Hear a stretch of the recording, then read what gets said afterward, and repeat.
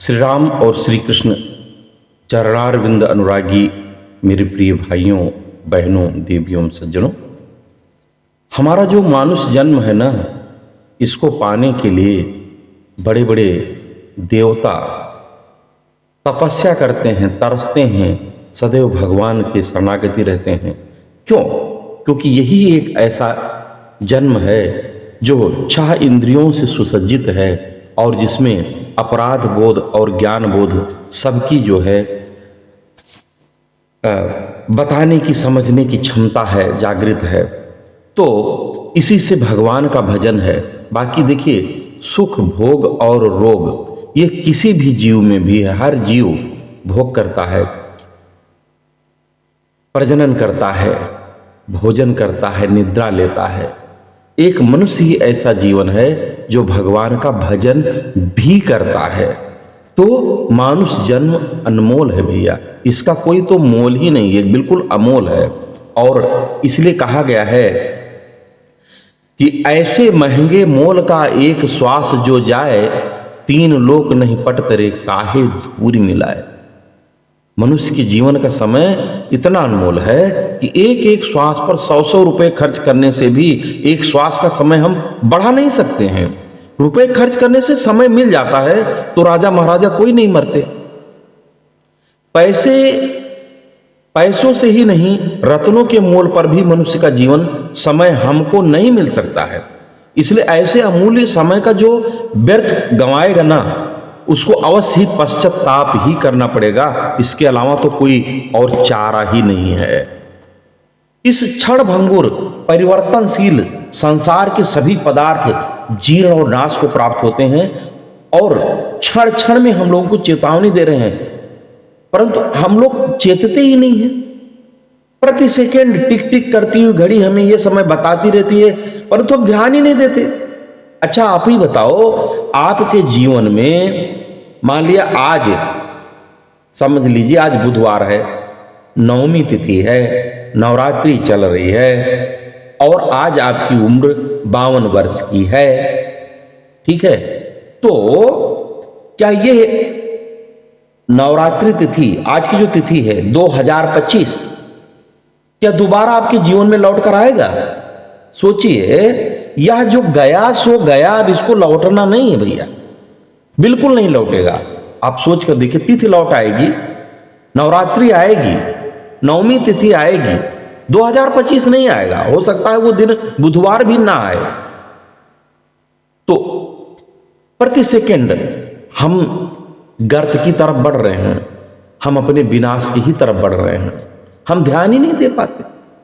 हमारे शरीर के नख, रोम और अवस्थाओं का परिवर्तन, इंद्रियों का ह्रास तथा बीमारियों की उत्पत्ति हमको समय समय पर मौत की याद दिलाती है, तो भी हम सावधान होते ही नहीं। इससे बढ़कर और क्या आश्चर्य होगा? अरे और तो और, डेड बॉडी लेकर जाते हैं, शमशान घाट तक जाते हैं, वहां पर हिस्सा हसिया, धन दौलत, सोना चांदी, आहा, राम राम राम राम, क्या नहीं करते हैं लोग। अरे भैया, कुछ लेकर आए थे, नंगे पंगे आएंगे, नंगे पंगे जाओगे। हाथ पसारे आए थे, हाथ पसारे जाओगे। कुछ भी नहीं जाएगा, कुछ भी नहीं, नथिंग। और जो कर रहे हो ना, सत्संग जाएगा साथ में, सज्जन पुरुषों के साथ से जो तुमने पुण्य अर्जित किए, साधु संतों की जो सेवा की है, जो सत्संग भजन किए हैं, जो श्री रामचंद्र जी के नाम का जप किया है, कृष्ण नाम जप किया है, वही साथ जाएगा। वही आपको भक्ति दिलाया है और वही आगे मुक्ति भी दिलाएगा। लेकिन हमें ध्यान देने की आवश्यकता है, हमें सावधान रहना है। हम लोग माया रूपी मदिरा को पीकर ऐसे मोहित हो गए हैं कि उसका नाश जो है तय तो है, लेकिन नशा कभी उतरता ही नहीं। संत कवियों ने भी हमें कम चेतावनी नहीं दी है, परंतु हम किसी की परवाह ही नहीं करते। फिर हमारा कल्याण बताइए कैसे होगा? नारायण स्वामी जी कहते हैं, 2 बातन को भूल मत जो चाहत कल्याण, नारायण एक मौत को और दूजे श्री भगवान। बस इतना जान लीजिए, 2 चीज को मत भूलो, एक भगवान को और एक मौत को। मौत को आना ही है, जन्म से पहले टिकट बनाकर रख दिए गए, कोई डेट का स्टाम्प लगना बाकी है, और जिस दिन वो स्टाम्प लगा उस दिन यहां से भैया निकल लाना पड़ेगा, आप बच ही नहीं सकते, जान लीजिए।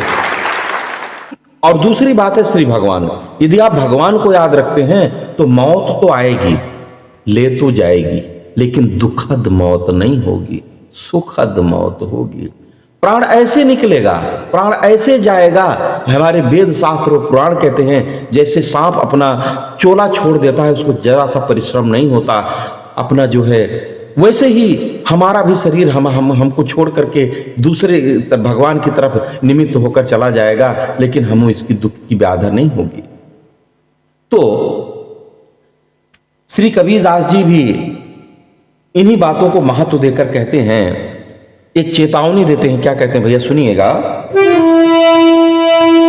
कबीर नौबत आपनी दिन 10 लेहु बजाई, कबीर नौबत आपनी दिन 10 लेहु बजाई, यह पुरपट्टन यह गली बहुर न देखो आई।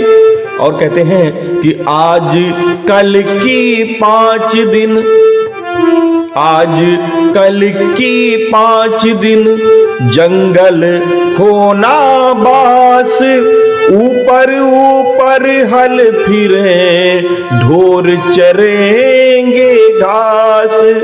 और कहते हैं कि मरहूगे मर जाओगे, मतलब तय तो है कि मरना ही है, मरहूगे मर जाओगे, कोई न लेगा नाम, उजड़ जाए बसाओगे छाड़ी बसंता गाम।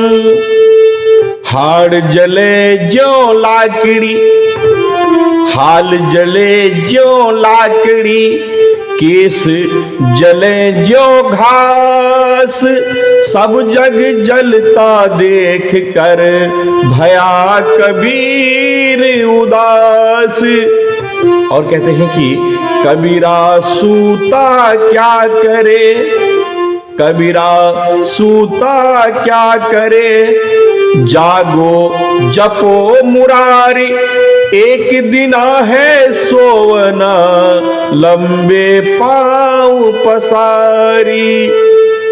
भैया कबीरदास जी इतने महान संत हुए हैं, उन्होंने अगर संत की बात करें तो स्ट्रेट फॉरवर्डनेस अगर कहीं देखा गया है तो कबीरदास जी में, उनको सीधा कह देना है बस, आप समझ सकते हो तो आपका उद्धार हो गया, और नहीं तो आपका बंटा ढार। समझ रहे ना। हम कबीर जी की चेतावनी को भी देख करके अज्ञान निद्रा में सोए हुए हमारा निद्रा भंग नहीं होती है, तो दूसरों की तो हम सुनेंगे ही क्या। कर्तव्य को भूलकर भोग, प्रमाद, आलस्य और सांसारिक स्वार्थ सिद्धि में मोहित होकर तल्लीन हो जाना ही तो निद्रा है। निद्रा मतलब ये थोड़ा है कि रात को 9 बजे बिस्तर पर गए, सुबह 4 बजे सोए, उसी को सोना मानते हैं, उसके सोना नहीं। सोना तो वो भी है ना कि आप कर्महीन हो रहे हैं, कर्म विहीन हो रहे हैं, कर्मच्युत हो रहे हैं। चराचर भूत प्राणी ईश्वर का अंश होने के कारण ईश्वर का ही तो स्वरूप है। इस प्रकार समझकर उनके हित में रत होकर उनकी सेवा करना और सर्वव्यापी विज्ञानानंद घन परमात्मा के तत्व को जानकर उनको कभी नहीं भूलना, यही जागना है, यही जागना है भैया। श्रुति भी इसी बात को लक्ष्य कराती हुई डंके की चोट पर कहती है कि यदि इस मनुष्य शरीर में उस परमात्मा तत्व को जान लिया तो सत्य है, यानी उत्तम है। यदि हम इस जन्म में उसको किसको, भगवान को जान लेते हैं तो हमारी कभी हानि नहीं होगी, और यदि नहीं जानते हैं तो महान हानि है। धीर पुरुष संपूर्ण भूतों में परमात्मा का चिंतन कर, परमात्मा को समझकर इस देह को छोड़ अमृत को प्राप्त होते हैं, अर्थात इस देह से प्राणों के निकल जाने पर वह अमृत स्वरूप परमात्मा को ही प्राप्त होते हैं। उत्तिष्ठत जागृत प्राप्त व्रांति बोधत, उठो जागो और महापुरुषों के समीप जाकर तत्व ज्ञान के रहस्यों को समझ लो। ऐसे चिताने पर भी हम लोग अगर नहीं चेतेंगे तो फिर हम लोगों को उसी दशा का प्राप्त होना अनिवार्य है, जैसे कि तुलसीदास जी कहते हैं। क्या कहा है तुलसीदास जी ने?